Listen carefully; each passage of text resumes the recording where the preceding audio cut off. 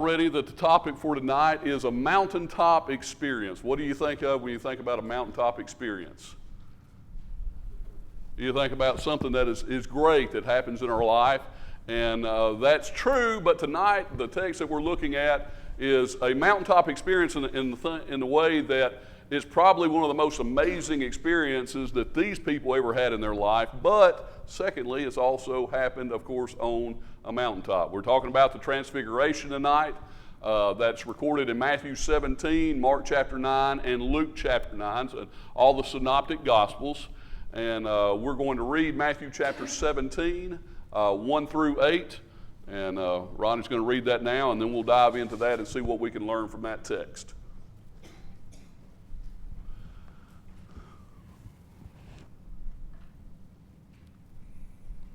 Now after 6 days, Jesus took Peter, James, and John his brother, led them up on a high mountain by themselves, and he was transfigured before them. His face shone like the sun, and his clothes became as white as the light. And behold, Moses and Elijah appeared to them, talking with him. Then Peter answered and said to Jesus, Lord, it is good for us to be here. If you wish, let us make here 3 tabernacles, one for you, one for Moses, and one for Elijah. While he was still speaking, behold, a bright cloud overshadowed them, and suddenly a voice came out of the cloud, saying, This is my beloved Son, in whom I am well pleased. Hear him. And when the disciples heard it, they fell on their faces and were greatly afraid. But Jesus came and touched them and said, Arise, and do not be afraid. When they had lifted up their eyes, they saw no one but Jesus only.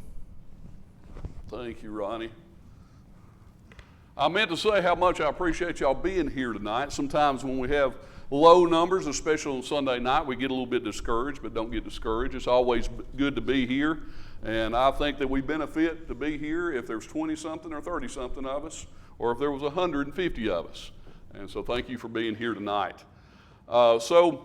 Looking at this text, scholars say that it's more likely Mount Tabor or Hermon, but we really don't know. And so Peter has just made his confession of faith. The question, of course, what do you believe, Peter? Who am I? And he says, Thou art the Christ, the Son of the living God. All 3 of the synoptic gospels talk about it was from this time. After that, it was about a week later that Jesus takes Peter, James, and John and goes on a very high mountain.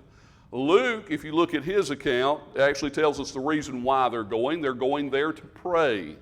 And so this is a very special occasion for Jesus and these 3 because there's no, Jesus' popularity had grown by this time by leaps and bounds.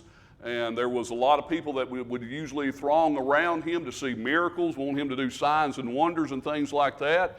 There was none of that going on. There was no Jewish officials wanting to see if he was going to mess up, waiting to call him out on something. None of that, just simply Peter, James, and John, his closest disciples, and him together. Now, Luke's account says in chapter 9 and verse 27 that they were heavy with sleep. So they're not actually asleep yet, but it says they're heavy with sleep, but kept awake. And so in this drowsy state, this is very similar to the Garden of Gethsemane where Jesus goes a little bit further. And so they're there, Jesus is a little bit away from them, and they're very drowsy. They've been climbing a mountain. They're probably wore out, might be thinner air being higher up and everything. And so Jesus has gone a little bit further. And then all of a sudden they look up and they see something they've never seen before. Nobody's ever seen before. Jesus being transfigured, metamorphosed, if you will, right there in front of them. And it talks about his face.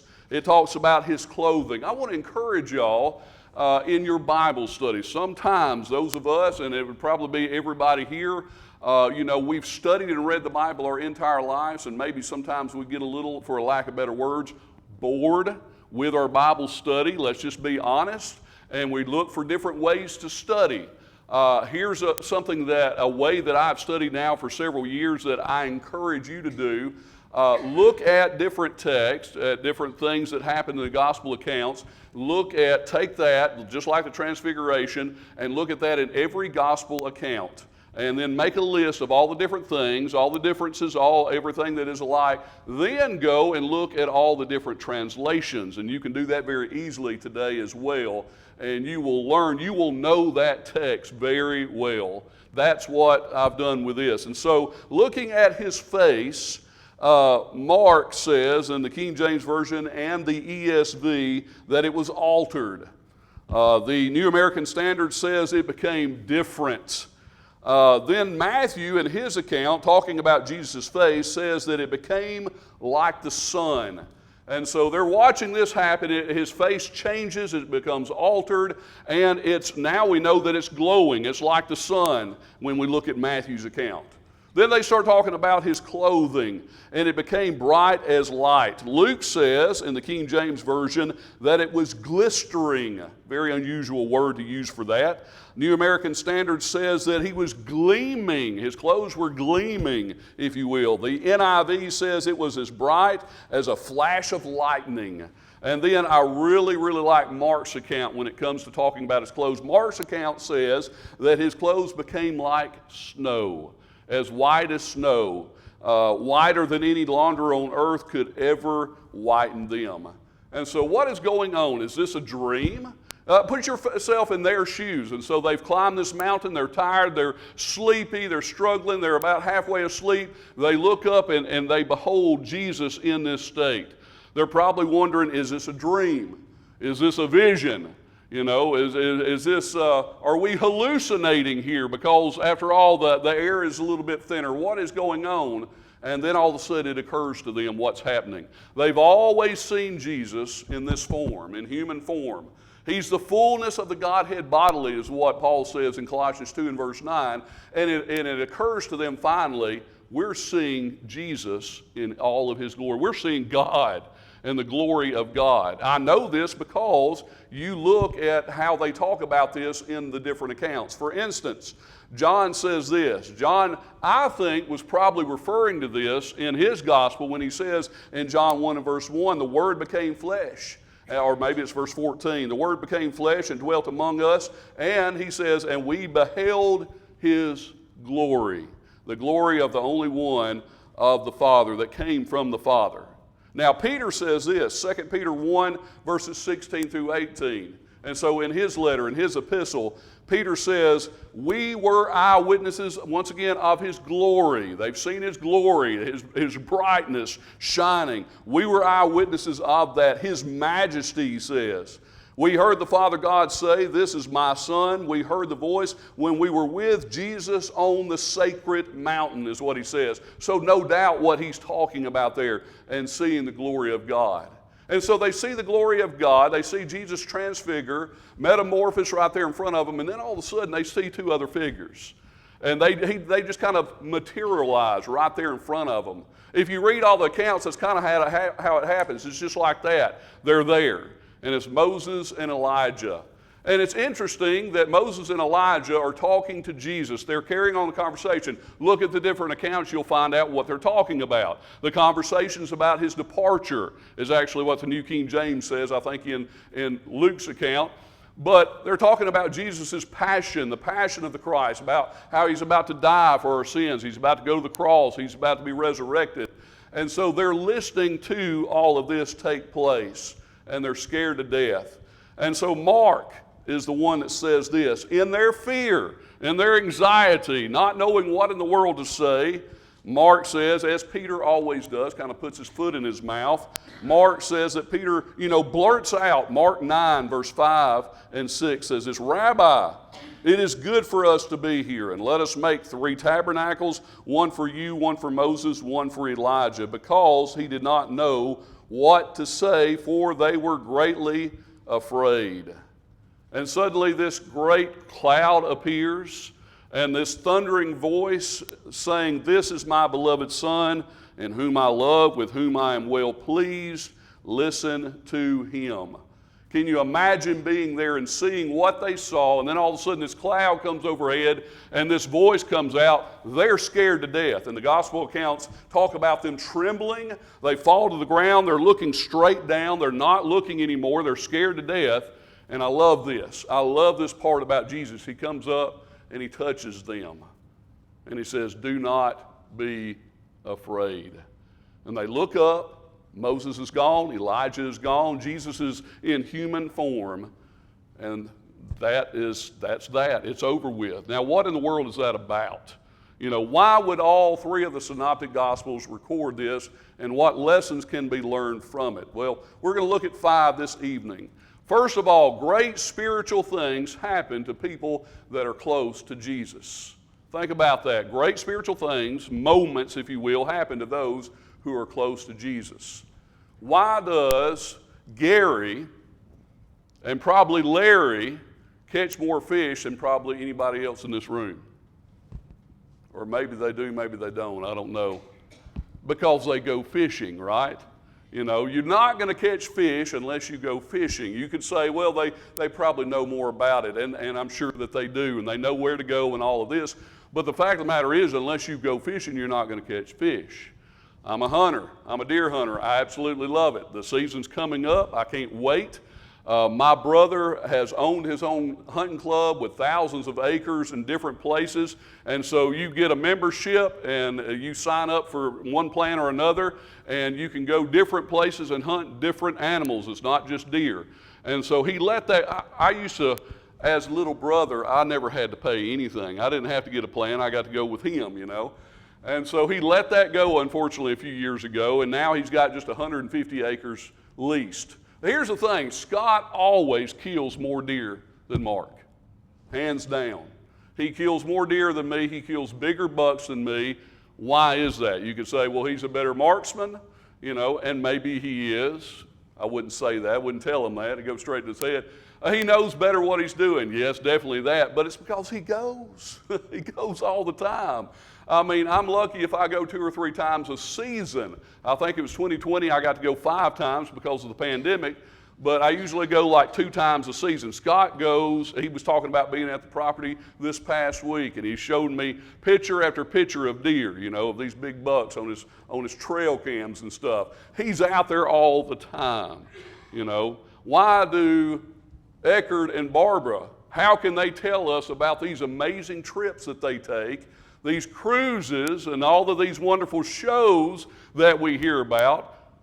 Because they go, right? Y'all get the point. The same is true spiritually speaking. I mean, if you're going to have good spiritual experiences, you need to be about your Father's business. You need to be about the work of the Lord's church.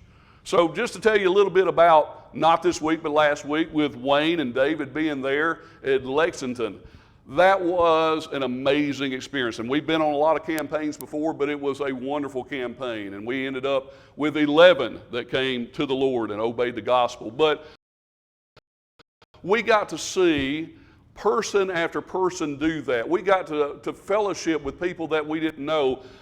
There was one lady that I had a couple with me. They're silent partners. That's how it works. You always groups of 3s. So I was the one speaking, and they were silent partners, and we were talking to this lady, and I'd already gone through the gospel with her and everything. And, you know, sometimes you can look at a person, you can see the wheels in their head turning, and I could see she's really in deep thought about this. And so I tried to reassure her and say, take your time with this. I'd already gone over Acts 22:16 about don't take too much time, don't tarry, you know, because this is a very important decision. However, it is a life-changing decision and commitment, and so take your time and think about this. And so she's sitting there thinking for a minute, and then she says, and I'll never ever forget this, she says, I'm about to get my stuff. I want to be right with God too. That was awesome. And me and the guys, the people that were with me, we all looked at each other and just praise God, you know, we were so excited. And the lady gets up and gets in the car with us, and we take her straight to the church building and baptize her right then and there. That's an awesome experience. But we couldn't have had that experience unless we went on that.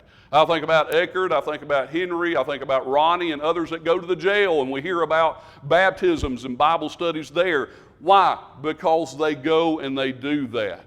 And so the only way that we're going to have good, strong spiritual experiences is if we're about the Father's business and be involved in the church work.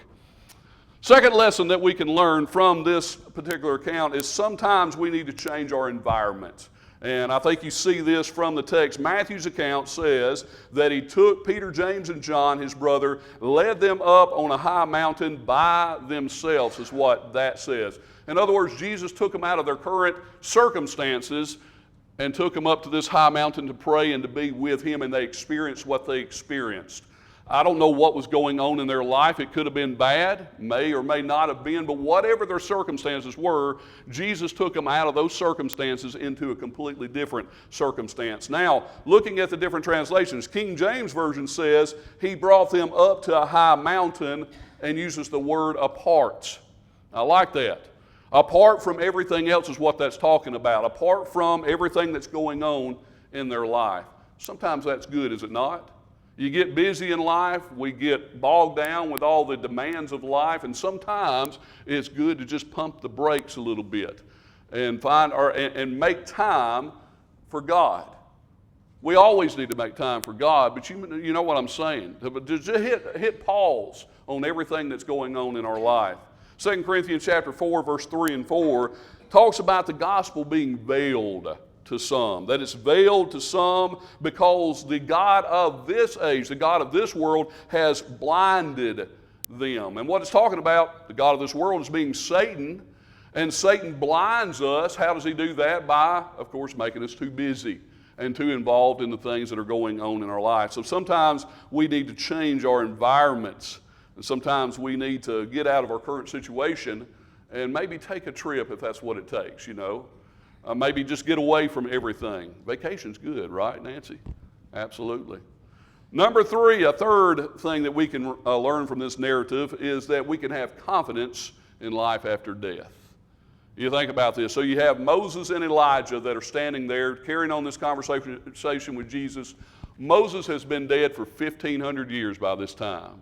Elijah went up, of course, in a chariot of fire 900 years before this, and yet they're standing there talking before Jesus. Now think about that.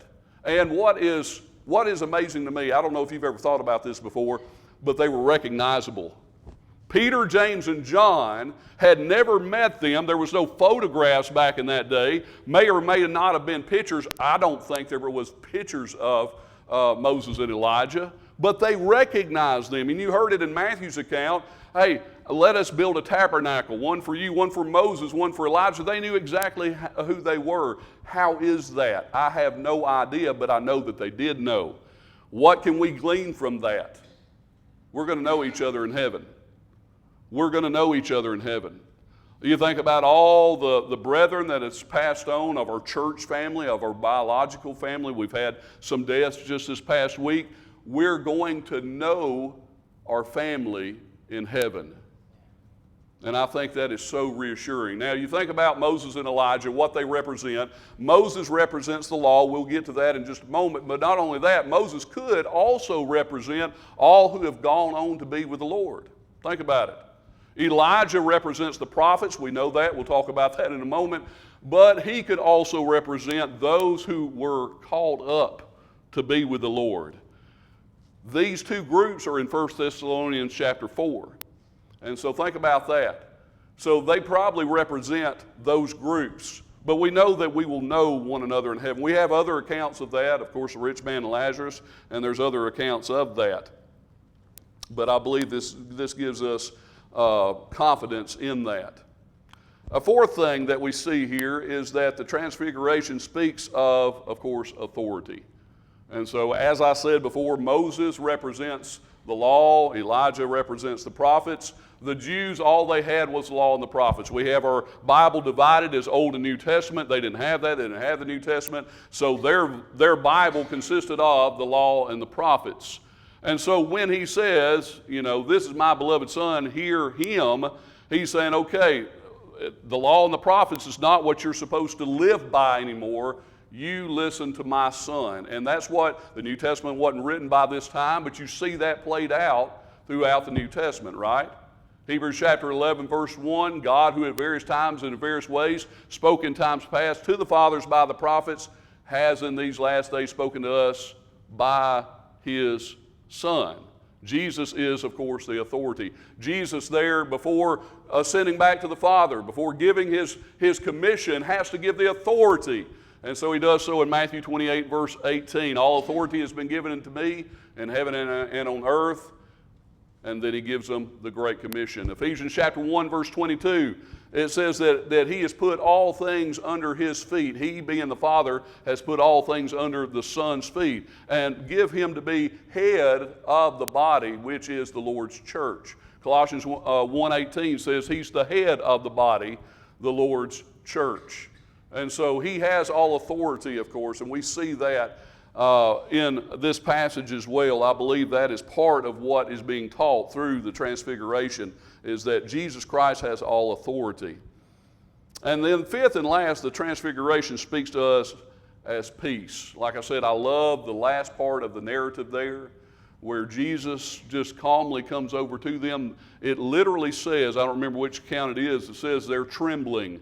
They're scared, they're looking down, they're scared to death, and Jesus comes over and just touches them. And don't you love that about Jesus? How he would do that to those who were outcasts and who were lepers, who were diseased. He comes over and just touches them and says, do not be afraid. And so peace comes through Jesus Christ. Do we want to have a mountaintop experience? I believe that we can. That the closer we are to God, the closer we are to him, the more we are about his business, I do believe that we can have a mountaintop experience each and every day. The invitation, of course, is extended. If anybody needs to obey the gospel of Jesus Christ, or, of course, in our number, we have someone who is erring or struggling in your faith right now. If we can pray with you and for you, let us know while Wayne leads us in this song.